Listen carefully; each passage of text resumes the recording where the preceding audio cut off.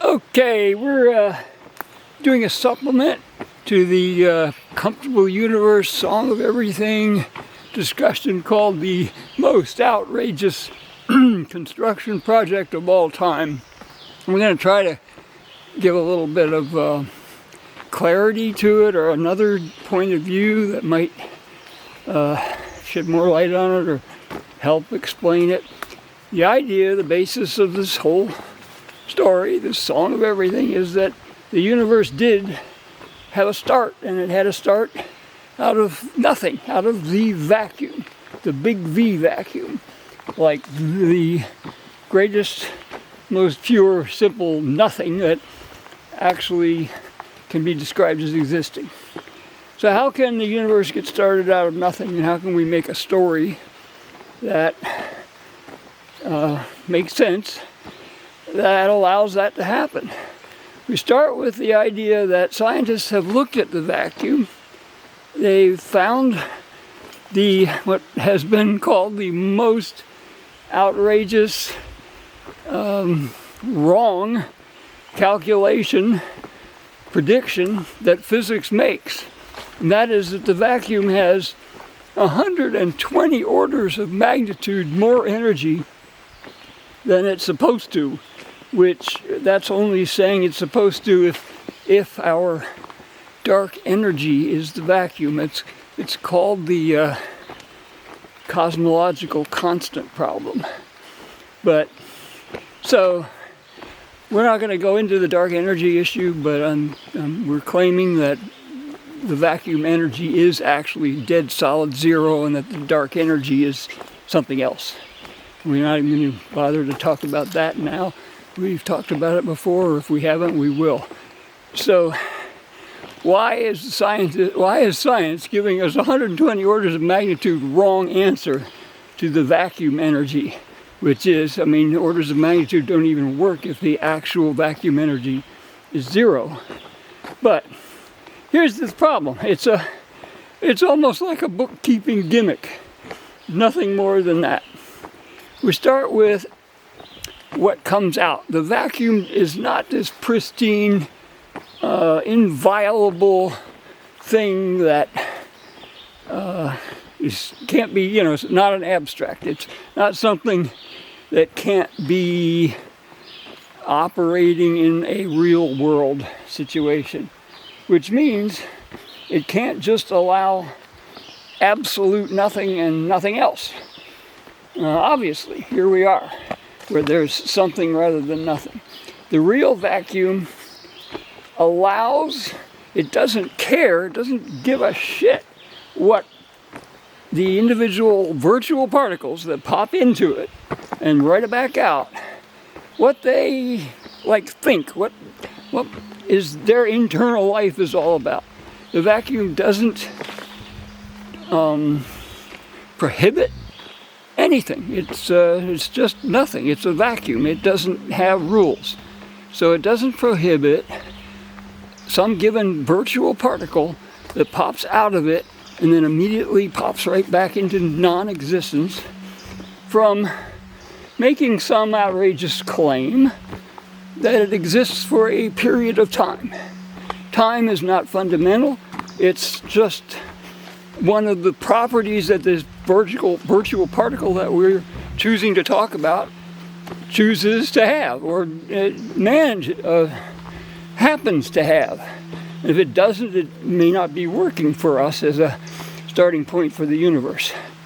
So, take any virtual particle, something that science has studied carefully, like the electron-positron pair. In the vacuum, you have an electron and a positron that can virtually appear and self-annihilate in less than the Planck time. This is the key. It's the critical point telling us that the vacuum allows these things to exist and allows them to define time as a thing. It's not zero time that these particles appear and disappear, because if that was the case, if it was zero time, it wouldn't be a particle appearing and disappearing. It would simply be nothing there. So less than the Planck time, which is the time that is necessary in order to actually observe these virtual particles. They appear and disappear before it is possible in our reference frame to observe them.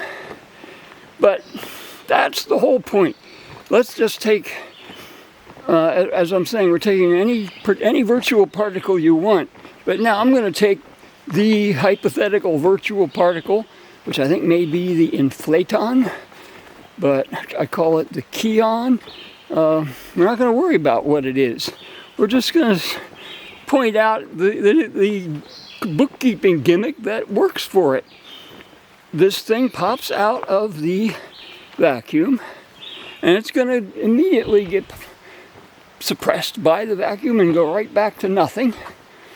But it's going to say, okay, what's our time life? What's our lifetime available to us? Something less than the Planck time. What's the half-life? Some number. Maybe we can actually define a number for the half-life or something like that. And we'll call that the vacuon. It's a measure of the time in some concrete way that science isn't using, but needs to. It's probably pretty simple to do mathematically, where this virtual particle says, okay, we're given this blessing of a certain amount of time, which we have, as we have defined time ourselves in our own internal frame only, in our internal reference frame only, but we're given that period of time to goof around, to do stuff. And what we're going to do in order to get more stuff going inside of our little nascent germ particle that becomes the entire universe is we're going to pay no attention whatsoever to the long time frames that destroy us. We're going to work with the short little time frames. The shorter the better.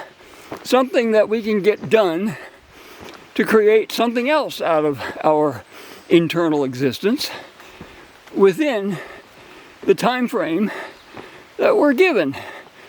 So what we are doing, and it's talked about it before, is the sense that to build a universe, you start with nothing and you work inward. That's both in terms of space and in terms of time. You keep looking at smaller and smaller slices of time inside the time a virtual particle would disappear, and you produce one complication after another, and maybe each one of them has even a less available time to exist, but it's just a bookkeeping question. How do you define time? Where's the upper limit of time? Where's the zero limit of time? It's all arbitrary. It's all relative.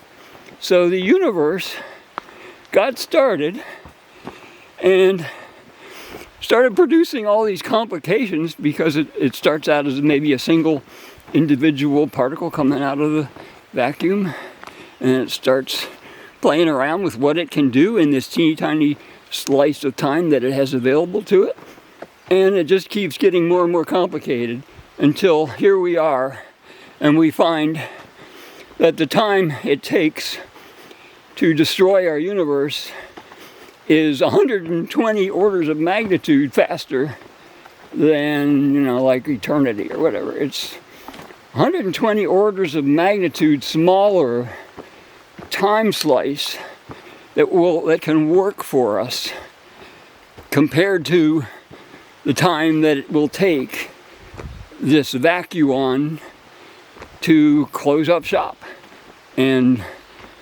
reincorporate this universe into the meaningless vacuum. All right, I don't know if I've made it clearer, but it's clearer in my head today, and that's why I'm recording this video. I know these videos aren't getting a whole lot of attention, but I'm recording things because they give you a timestamp. They tell you when I got these ideas, and you can, I publish them, and then they're on the record. So the universe, we need to define a new time frame, which is sort of like the half-life of the universe, and simply redefine time in that framework. And then we'll have a theory that seems to be straightforward and simple to allow a universe to do just about anything you could imagine it could do. And it's obviously done a whole lot. It's taken 120 orders of magnitude slices out of the original time it had available, and we're maybe only inside this teeny tiny little bubble where it appears that the vacuum energy is 120 orders of magnitude big, because it's going to destroy our universe, and it's going to do it really damn, like with a clobbering attack, but it's not going to happen in our time frame if we define it correctly in sort of a half-life thing. So I'm not doing the math, I'm not proposing the math, but in my mind, just conceptually, seems like a pretty simple change of coordinate system to produce a time frame that we will call the vacuum, in which the vacuum allows us to play our games. All right, that's it. I hope that makes some sense, and I will talk to you when I have something else to say that might make some sense. Take care. Bye-bye.